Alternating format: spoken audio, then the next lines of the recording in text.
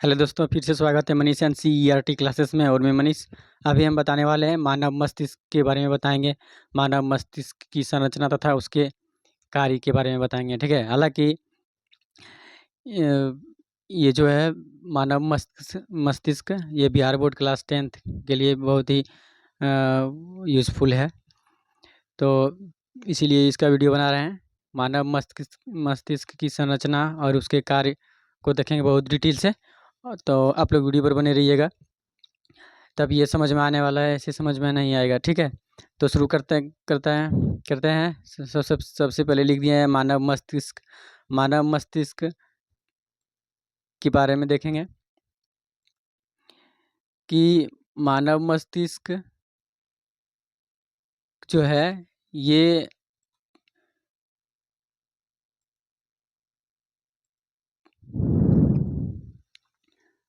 मानव मस्तिष्क अत्यंत विकसित कोमल अंग है।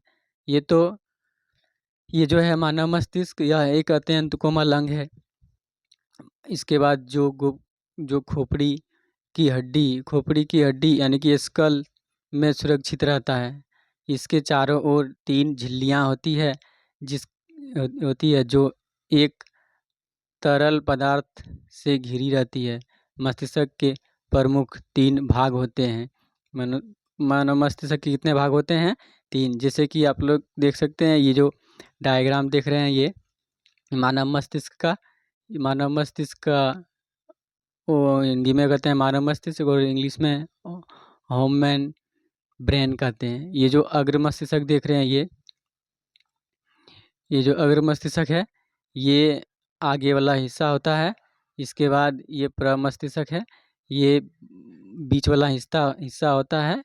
और ये मेरुरज्जु ये है लास्ट वाला हिस्सा। ठीक है। अब हम बात करेंगे कि अग्र मस्तिष्क, प्रमस्तिष्क, मध्य मस्तिष्क और मेरुरज्जु, ये पश्चिम मस्तिष्क है। मेरुरज्जु अपलंगेटा जिसको हम लोग बोलते हैं ना। आगे है, अब बात करेंगे डिटेल में कि अग्र मस्तिष्क और मध्य मस्तिष्क और पश्चिम मस्तिष्क के बारे में बताएंगे। ठीक है। तो अग्र मस्तिष्क क्या है? इसको इंग्लिश में कहते हैं फोरब्रेन और हिंदी में कहते हैं अग्र मस्तिष्क। इसके बाद है मध्य मस्तिष्क, इसको इंग्लिश में कहते हैं मिड ब्रेन। और तीसरा है पश्चिम मस्तिष्क जिसको हिंदी में कहते हैं हिंद ब्रेन। नहीं, आगे बात करेंगे कि अग्र मस्तिष्क का काम क्या है। अग्र मस्तिष्क फोरब्रेन या पूरे मस्तिष्क को 2/3 भाग होता है, मतलब 1/2 हिस्से होते हैं अग्र मस्तिष्क का। इसके बाद है कि यह मस्तिष्क का प्रमुख भाग है, इसलिए इसे बड़ा मस्तिष्क भी कहा जाता है ना। तो ये जो मस्तिष्क है अग्र मस्तिष्क, इसको बड़ा क्यों कहा जाता है? क्योंकि 1/2 भाग हैं इनके। 3 भाग में से 2 भाग ये खुद अकेले है ना। तो यह 2 भागों में बांटा गया है अग्र मस्तिष्क को। तो पहला है प्रमस्तिष्क यानी कि सेरिब्रम यह मस्तिष्क का सबसे विकसित भाग है। यह निपुणता, बुद्धिमत्ता, चेतना और स्मरण शक्ति का आधार है। दोस्तों देखिए, निपुणता, बुद्धिमत्ता और चेतना और स्मरण, जो हम लोग पढ़ते लिखते हैं, जो भी चीज़ें याद होती है फिर भूल जाते हैं, ये सब इन्हीं का काम है, सेरिब्रम का काम है ना। आगे बात करेंगे कि हमारी 5 ज्ञानेंद्रियां आँख, नाक, कान, त्वचा और जिह्वा का सीधा संबंध इसी से होता है। किससे होता है? सेरिब्रम से होता है ना, जिसको हम लोग कहते हैं हिंदी में प्रमस्तिष्क। आगे बात करेंगे दोस्तों, यही उनसे प्राप्त प्रेरणाओं का विश्लेषण करता है। इच्छिक क्रियाओं को कराने वाले प्रमुख अंग यही है। तो कौन है? सेरिब्रम है ना। आगे बात करेंगे कि इसी कारण हम घृणा, देवस, प्रेम, सहानुभूति आदि संवेदनाओं को प्रकट करते हैं। आगे बात करेंगे कि यह हमारी नई पुरानी बातों को याद कराता है या भुला देता है। सेरिब्रम का दोनों काम है। अगर यदि आप पढ़ने में पढ़ते रहिएगा तो इंटेलिजेंट होइएगा, तेज होइएगा, बुद्धि से ज़्यादा तेज होइएगा, और छोड़ दीजिएगा तो फिर भूलने लगिएगा किससे, तो सेरिब्रम से ही ना। इसीलिए हम लोग को पढ़ना चाहिए, तो जी जान लगा के पढ़ना चाहिए दोस्तों। और जब तक आजकल के टाइम में जब तक आप पढ़िएगा नहीं तब तक कुछ होने वाला नहीं है। और पढ़िएगा तो बहुत मन से, एकदम तन मन से पढ़ना होगा, तभी कुछ जाके हो सकता है, नहीं तो फिर कुछ नहीं कर पाएंगे। आगे है, इसमें 2 गोलार्ध होते हैं जिन्हें सेरिब्रल या गोलार्ध कहते हैं। इसके बाद है, इनमें गहरी दरारें सी होती है जो पुनः 4 भाग, फ्रंटल पॉली, टेम्पोरल पॉली या पेराइटल पॉली तथा ऑक्सीपिटल पॉली में बांटती है। नहीं, आगे बात करेंगे कि अब इसका जो डायनसिफ्लॉन है, हम बोले थे कि अग्र मस्तिष्क के कितने भाग हैं, 2 भाग हैं ना। तो 2 भाग है, तो हम जैसे एक भाग हम पढ़ लिए नहीं, पढ़ लिए। अब हम चलेंगे में, मतलब दूसरा भाग में। दूसरा भाग में क्या आता है दोस्तों, डाइएनसिफ्लॉन के बारे में पढ़ेंगे बहुत ही अच्छे से। तो डाइएनसिफ्लॉन क्या होता है, मस्तिष्क का यह भाग अत्यंत महत्वपूर्ण कार्य करता है दोस्तों। यह भी 2 भाग में विभक्त है। अब देखिए, सेरिब्रम के 2 भाग में से पहला भाग मैंने बताएं, दूसरा भाग में लेके आए हैं डायनसिफ्लॉन। और डायनसिफ्लॉन के भी 2 भाग हैं। तो पहला है थैलेमस और दूसरा है हाइपोथैलेमस। ये बहुत ही इंपॉर्टेंट वाला हिस्सा है, इसको आप याद रखिएगा, बहुत ही इंपॉर्टेंट है ये। आगे बात करेंगे थैलेमस और हाइपोथैलेमस क्या है, अब इसके बारे में चर्चा करेंगे। देखिए, थैलेमस हमें क्या क्या कराता है, दर्द, ठंडा, गर्म, चुभन, जलन आदि का एहसास कराता है ना। तो वो कौन है, थैलेमस है। थैलेमस का काम है दर्द, ठंडा, गर्म, चुभन, जलन आदि का एहसास कराता है।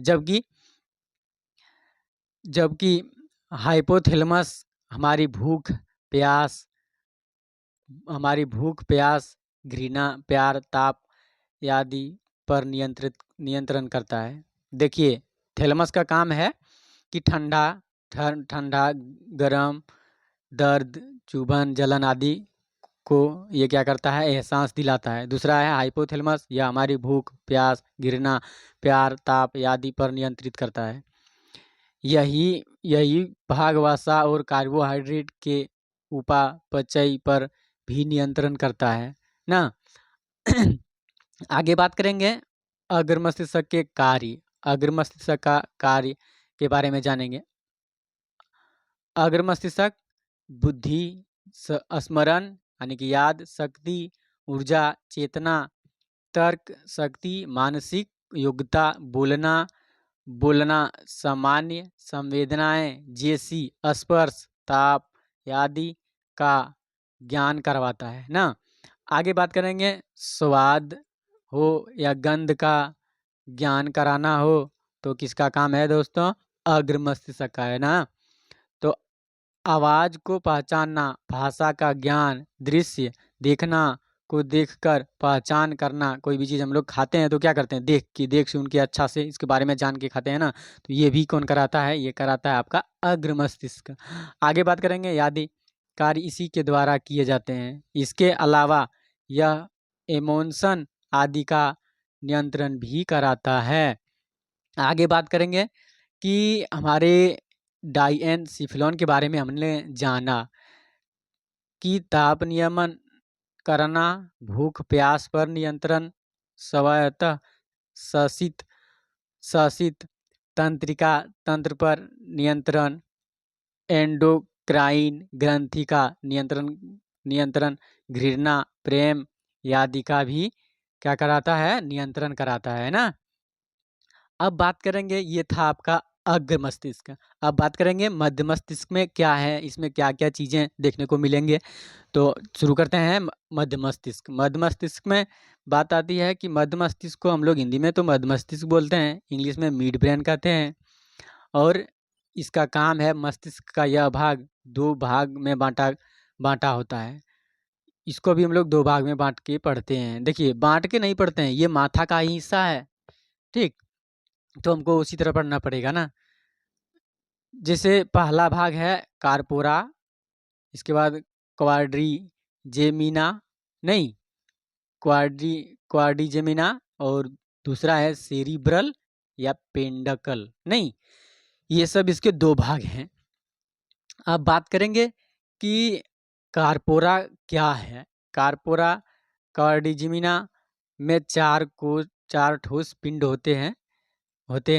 यह दृष्टि एवं श्रवण शक्ति का नियंत्रण केंद्र है, जबकि सेरिब्रल पेंडिकल में अनेक तंतु होते हैं तथा यह मस्तिष्क के अन्य भागों को मेरुरज्जु से जोड़ता है या फिर मेंडुला ऑब्लंगाटा से क्या करते हैं, कम्युनिकेट कराते हैं, मतलब जोड़ने का काम करते हैं ना।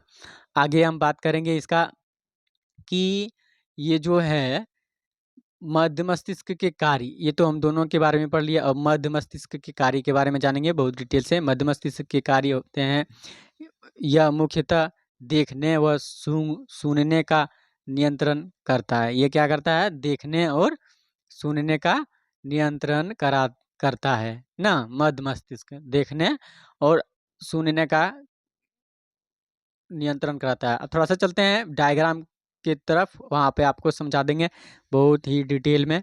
ये है ब्रेन, देखिए ब्रेन, ये अग्र मस्तिष्क है पूरा, यहाँ से लेकर यहाँ तक ये अग्र मस्तिष्क है। और ये छोटा सा हिस्सा है, ये आपका मध्य मस्तिष्क है। जैसे कि आप देख सकते हैं ये वाला हिस्सा, ये जो देख रहे हैं ये छोटा वाला हिस्सा, ये जो है ये आपका मध्य मस्तिष्क है, नहीं। और पूरा ये यहाँ से लेकर यहाँ तक के हिस्सा मध्य मस्तिष्क प्रमस्तिष्क कहलाता है। ये पूरा ये यहाँ से लेकर यहाँ तक पूरा क्या कहलाता है, अग्र मस्तिष्क कहलाता है। और ये बीच वाला जो हिस्सा भी हम बताएं, ये वाला हिस्सा ये जो है ये मध्य मस्तिष्क है। इसके बाद मध्य मस्तिष्क के बारे में बात करेंगे। ये जो मेंडुला आप देख रहे हैं ये मेरुरज्जु है, लास्ट वाला पश्च मस्तिष्क है, ठीक। मेरुरज्जु ये स्पाइनल कोड है, मेरुरज्जु के स्पाइनल कोड कहते हैं। और इसको हम लोग अनुमस्तिष्क कहते हैं, लास्ट वाला हिस्सा को अनुमस्तिष्क कहते हैं। और ये मेंडुला है आपका, और ये पोन्स है, ये पोन्स पूरा कमर तक जाता है और कमर को पकड़ के रखता है अच्छा से। पश्चिम मस्तिष्क है ये पूरा, ये तीनों मेंडुला, पोन्स, अनुमस्तिष्क, ये पश्चिम मस्तिष्क है, ये पीछे वाला माथा है ना। तो डायग्राम को जान गए। डायग्राम अच्छा से आप लोग बना लीजिए, क्योंकि हर बार एग्जाम में पूछ देता है कि कहेगा मानव मस्तिष्क का नामांकित चित्र बनाइए तथा उसका चित्रण करिए, नहीं। तो आगे हम बात करेंगे, कहाँ पे थे अभी, थे या मध्य मस्तिष्क के कार्य। मध्य मस्तिष्क के कार्य क्या क्या हैं? पहले तो देखने व सुनने का नियंत्रण करता है मध्य मस्तिष्क। अब चलते हैं लास्ट वाला पश्चिम मस्तिष्क का क्या कार्य है उसके बारे में जानेंगे। पश्चिम मस्तिष्क, जिसको हम लोग इंग्लिश में हिंद ब्रेन कहते हैं, इसे अनुमस्तिष्क भी कहते हैं ना। यह भी 2 भागों में बांटा गया है। पहला है सेरिबेलम तथा दूसरा है पुच्छ मेंडुला ऑब्लंगाटा में विभक्त होता है ना। हम क्या बोले थे पहले कि इसको 2 भाग में बांटा गया है, सेरिबेलम और मेंडुला ऑब्लंगाटा, ठीक। तो सेरिबेलम के बारे में जानेंगे, सेरिबेलम का क्या कार्य है। इसकी रचना बहुत जटिल होती है, ये बहुत कठोर भी होते हैं दोस्तों। यह ठोस होता है, यह प्रमस्तिष्क के बिल्कुल ठीक नीचे स्थित होते हैं। अब चलते हैं थोड़ा सा चित्र की तरफ। कहता है कि यह प्रमस्तिष्क के बिल्कुल ठीक नीचे ये जो है ये प्रमस्तिष्क है, इसके ठीक नीचे ये देखिए, ये आपको दिख रहा होगा। पहले ये हम इसका ये जो देख रहे हैं ये वाला हिस्सा ये है पश्च मस्तिष्क मस्तिष्क। ठीक, हाईलाइट पहले ही हम कर दिए, इसलिए थोड़ा सा दिक्कत होता होगा आप लोग को, तो थोड़ा ध्यान से देखिएगा। तो आगे चलते हैं। यहाँ पे थे, यह क्या है, प्रमस्तिष्क के बिल्कुल ठीक नीचे स्थित होता है। यह शरीर का संतुलन बनाए रखता है। नहीं, देखिए दोस्तों, आप लोग को पता होगा कि आप कभी थक जाते होंगे कोई काम पढ़ने लिखने में, या फिर कोई भी काम हो घर वाला, उसमें आप थक जाते हैं तो क्या आराम करते हैं, तो माथा का जो पीछे वाला हिस्सा होता है, जो मेडुला ऑब्लंगेटा होता है, उसको हम लोग नीचे एकदम पूरा चार चितांग होके सो जाते हैं। क्योंकि क्योंकि पश्चिम मस्तिष्क है वो आराम के लिए ही है खुद, इसीलिए हम लोग एकदम पूरा सो जाते हैं, एकदम खोपड़ी नीचे करके आराम से और मुंह ऊपर करके, ताकि हम लोग को क्या हो, आसान आराम हो बहुत अच्छा से। नहीं, इसीलिए रखता है, क्या करना है, संतुलन बनाए रखता है, अर्थात यह गतियों का ठीक प्रकार से नियंत्रित करता है। हमारा दौड़ना, चलना, दौड़ना, भागना, उठना, बैठना आदि इसी के द्वारा नियंत्रित होता है ना। किसके द्वारा? सेरिबलम के द्वारा। इसके बाद अतः यह ऐच्छिक पेशियों को संकुचन पर नियंत्रण करता है, और आंतरिक कान, मतलब सुनने का जो अंग है हमारे कान के संतुलन भाग में संवेदना ग्रहण कराता है। और हालांकि आप लोग को पता होगा कि माथा में 0.15 पर सेकेंड सुनने की क्षमता बनी रहती है, तो सुनने का संतुलन और संवेदना ग्रहण करता है कौन? सेरिबलम नहीं, सेरिबलम। अब हम बात करेंगे कि मेंडुला ऑब्लंगेटा क्या है। मेंडुला ऑब्लंगेटा क्या है?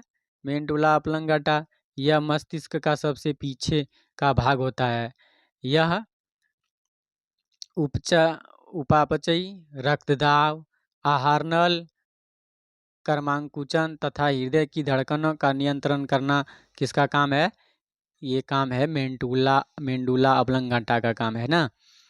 इसके बाद नियंत्रण करता है। यह अनैच्छिक क्रियाओं का मुख्य केंद्र भी है। अनैच्छिक क्रिया के अंदर कौन कौन से अंग आ जाएंगे दोस्तों? तो श्वसन आ जाएगा, उल्टी आ जाएगा, ये सब आपका अनैच्छिक क्रियाएं के मुख्य केंद्र हैं।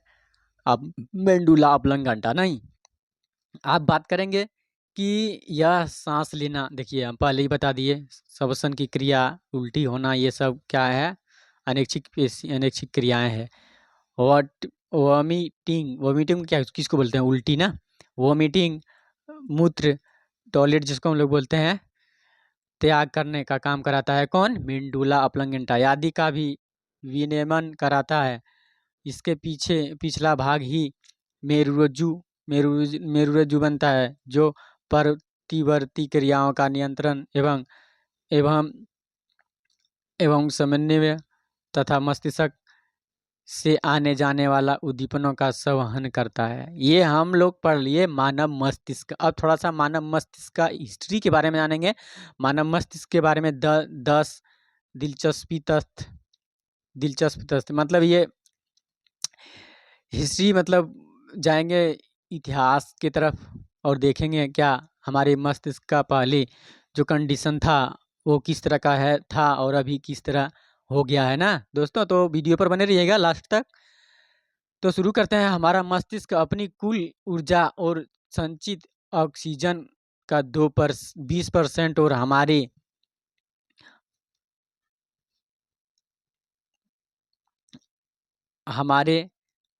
हमारे रक्त में प्रवाहित होने वाले ग्लूकोज शर्करा का केवल 25% उपयोग करता है।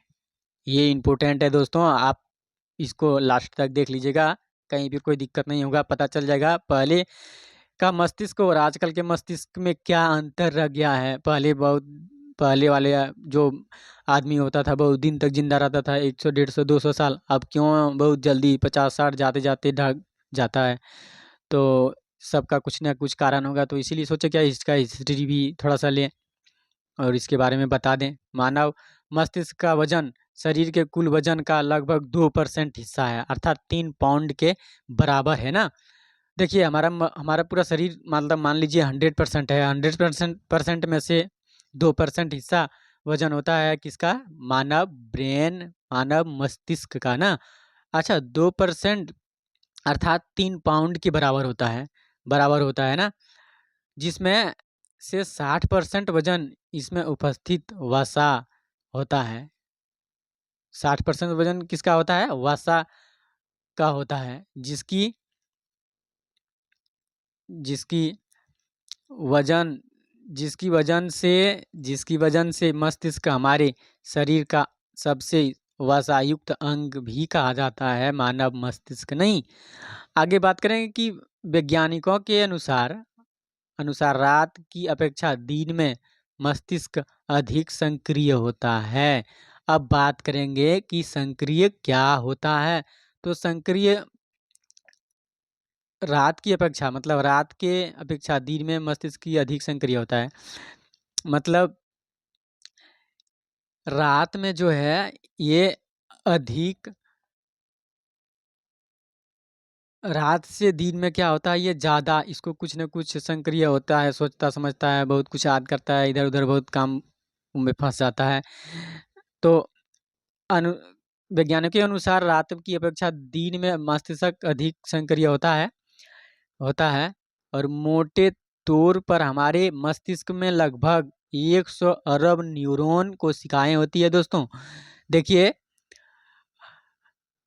मानव मस्तिष्क में कितने न्यूरॉन होते हैं, 100 अरब न्यूरॉन होते हैं, न्यूरॉन कोशिकाएं होते हैं। और न्यूरॉन कोशिका जो है माँ के पेट में ही नहीं बनता है, माँ के पेट से बाहर होने के बाद जब पैदा होने के बाद 0 से 5 साल तक ये तो न्यूरॉन ही बनता है ना। न्यूरॉन बनेगा तंत्रिका कोशिका बनेगा बहुत बढ़िया से। हालांकि मानव माँ के पेट में ये सब चीज़ नहीं बन के आता है, लेकिन उसको और बनाना पड़ता है 0 से 5 साल तक, मतलब शिशु अवस्था तक हम लोग क्या करते हैं, बच्चे सबको अच्छा से खाना पिलाना चाहिए, अच्छा जगह पर रखना चाहिए, साफ सुथरा रखना चाहिए, तभी उसी उसी जिस तरह आप बच्चा को रखिएगा 0 से 5 साल तक, उसी तरह उसका दिमाग बन जाएगा, न्यूरॉन बनेगा, तंत्रिका कोशिका बनेगा और उसी तरह उसका दिमाग भी बन जाएगा ना। इसीलिए अच्छे से रखना चाहिए, बहुत ख्याल रखना चाहिए बच्चा को, नहीं तो फिर आगे चल के वही सब बच्चा क्या होता है, निर्बुद्धि हो जाता है, बुद्धि कम। अब चलते हैं मेडिसन के बारे में जानते हैं।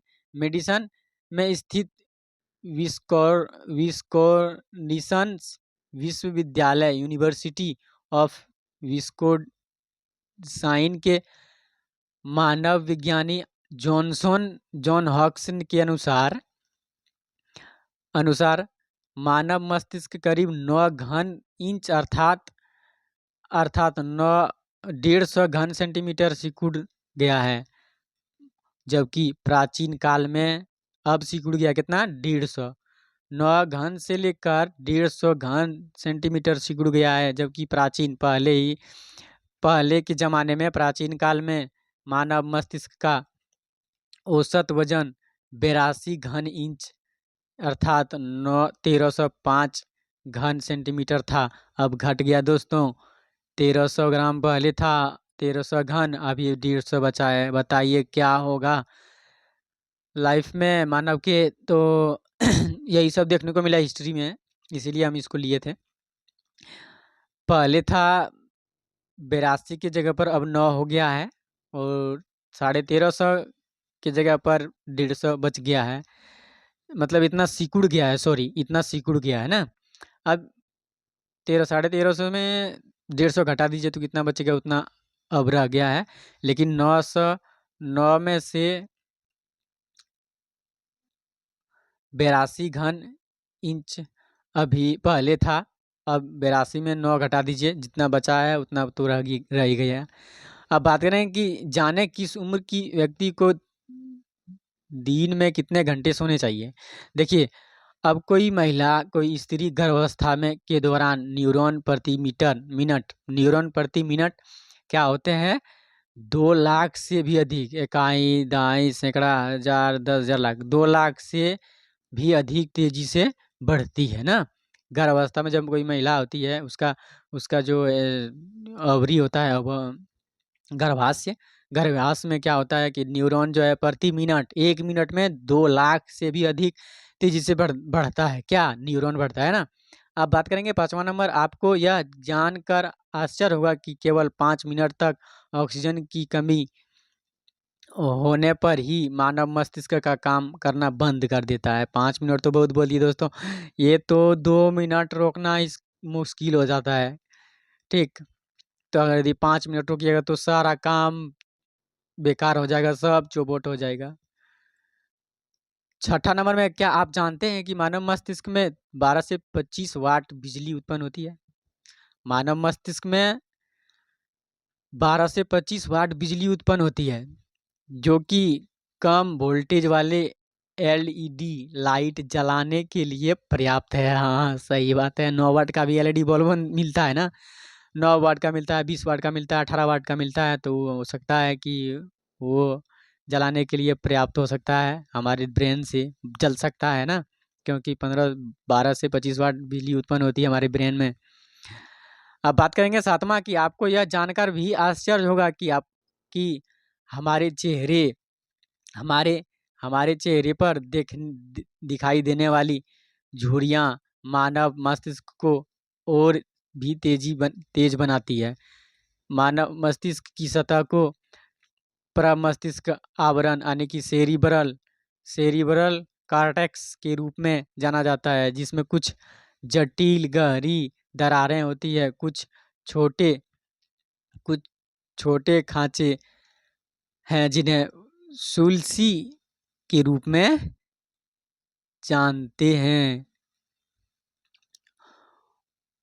और धब्बे रूपी उभरा होते हैं, जिन्हें गैरी के रूप में भी जाना जाता है ना, जाना जाता है। इसके साथ ही लगभग 100 अरब तंत्रिका या न्यूरॉन कोशिका का घर भी है हमारी ब्रेन। नहीं, तंत्रिका कोशिका के बारे में हम बात करेंगे बाद में दोस्तों। अभी थोड़ा सा ये मानव ब्रेन समझा रहे हैं, इसीलिए बताने पड़ गया तंत्रिका। 100 अरब तंत्रिका या न्यूरॉन कोशिका का घर है कौन? ब्रेन ना।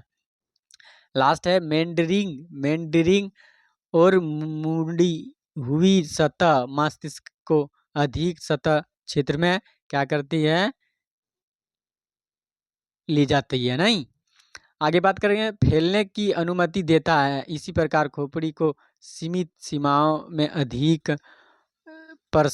संस्करण करने की शक्ति मिलती है। इसके अलावा विभिन्न अनुसंधान से यह साबित हो चुका है कि डॉल्फिन के मस्तिष्क में मनुष्यों की तुलना में अधिक झुर्रियाँ होती है। डॉल्फिन आप जानते हैं पानी में रहता है ना, मछली। 8वां है, क्या आप जानते हैं कि मस्तिष्क में ज़्यादातर कोशिकाएं न्यूरॉन नहीं है? न्यूरॉन केवल 10% है। मस्तिष्क में न्यूरॉन कितना परसेंट है? 10%। और मस्तिष्क कोशिका ही बनाती है। मस्तिष्क किसको बनाती है? कोशिका ही बनाती है, जबकि 90% मस्तिष्क कोशिकाएं गिलिया बनाती है, जिसे ग्रीक में ग्लू कहा जाता है। और न्यूरॉन साइंटिस्ट के मुताबिक गिलिया एक चिपचिपा हट वाला पदार्थ है जो न्यूरॉन्स को एक साथ जोड़े रखता है। 2005 ईस्वी में जर्नल ऑफ न्यूज बायोलॉजी पत्रिका के एक पत्र में इन गिलिया कोशिकाओं की भूमिका के बारे में बताया है, जो गुणसूत्रीय संयोजन की बुद्धि और क्रियाकलाप को बढ़ावा देने के लिए उसके विकास के क्रम में उन्हें क्या करता है? सुरक्षा प्रदान करता है ना। अब बात करेंगे लास्ट नहीं 9 नंबर का है। कई बार हम लोगों के मुख से बाएं दिमाग या दाएं दिमाग की बात सुनते हैं। हाँ, ये बिल्कुल सही बात है। दोनों तरफ कान है तो दोनों दिमाग से हम लोग सुनते हैं। बीच में 2 हिस्से हैं माथा के हमारे, जो कि गलत है। हमारे शरीर में सिर्फ एक ही दिमाग होता है। 10वां है हमारे दिमाग के लिए एक साथ बहुत सारे कार्य करना असंभव है। नहीं, इसीलिए कहते हैं दोस्तों कि जो भी कार्य करिए ना पूरा डेडिकेशन के साथ करिए, पूरा एकदम तन-मन एकदम पूरा ध्यान से करिए, कुछ भी करिए, चाहे आप घर में आप काम कर रहे हो या फिर आप पढ़ाई कर रहे हो, तो पूरा डेडिकेशन के साथ, पूरा आध्यात्मिक के साथ करना चाहिए दोस्तों, ठीक है? तभी आप उस काम को सफल कर पाएँगे, नहीं तो असफल ही रह जाएँगे सब दिन के लिए, ठीक? क्योंकि ब्रेन जो है एक साथ में बहुत सारा काम नहीं कर सकता है और टेंशन बहुत हो जाता है और टेंशन में ही फँस जाता है ब्रेन, इसीलिए कुछ नहीं कर पाता है। सामान्यतः हमें बहुकार्य मल्टीपल टास्किंग नहीं करना चाहिए। करने के लिए प्रोत्साहित किया जा सकता है। प्रोत्साहित इसके लिए किया जा सकता है कि हम ये करेंगे, वो करेंगे। जैसे कि बचपन में तो बच्चा है मतलब बाल्यावस्था में है तो हम लोग खाते हैं, खेलते हैं, वो एकदम इधर-उधर जाते हैं, कुछ ज़्यादा से ज़्यादा सोचते सोचते हैं बहुत कुछ कि आज दिन भर में ये वो करना है, यहाँ खेलना है, कच्चा खेलना है, गुल्ली खेलना है, क्रिकेट खेलने जाना है, ये सब थिंकिंग कर सकते हैं आप, मल्टीपल टास्किंग हो सकता है, लेकिन करना असंभव है। लेकिन वास्तव में एक ही समय में विभिन्न कार्य को करना उचित नहीं होता है। इसको अलग-अलग हम लोग टाइम पे, समय में करना चाहिए ना। सोच लीजिए, सोच विचार लीजिए, इसके बाद करिए एक-एक करके। लेकिन एक बार में बहुत सारा काम नहीं हो सकता है, ठीक है? तो आप सबको मनी सेंस या टी क्लास सब तरफ से बहुत-बहुत धन्यवाद। आप वीडियो में अंत तक बने रहे हैं। जो भाई, दोस्त, पढ़ने-लिखने वाले जो स्टूडेंट हैं, उसको भी मेरी तरफ से बहुत धन्यवाद और मैं मनीष और उम्मीद करता हूँ कि आप सबको मानव ब्रेन बहुत अच्छे से समझ में आया होगा। तो अभी हम यहीं पर इस क्लास को बंद करता हूँ और अगले वाले वीडियो में हम लाएँगे कि श्वसन तंत्र के बारे में बताएँगे। दोस्तों तो उस वीडियो में बहुत सारा सपोर्ट करिएगा, देखिएगा लास्ट तक और कमेंट करिएगा कि क्या ये वीडियो कैसे लगा आप सबको? समझ में आया होगा तो कमेंट करिएगा, यस सर समझ में आया, नहीं आया होगा तो नो करिएगा, ठीक है दोस्तों? और थोड़ा आप लोग सपोर्ट करिए, तो और अच्छा कुछ करने को करेंगे आप सबके लिए। हालाँकि लाइव आने का के लिए सोचा हूँ 4 बजे सुबह में। ऑब्जेक्टिव क्वेश्चन को लेके आएँगे बिहार बोर्ड क्लास 10th का, ठीक है? तो अभी यहीं पर बंद करता हूँ इस क्लास को और आप लोग भी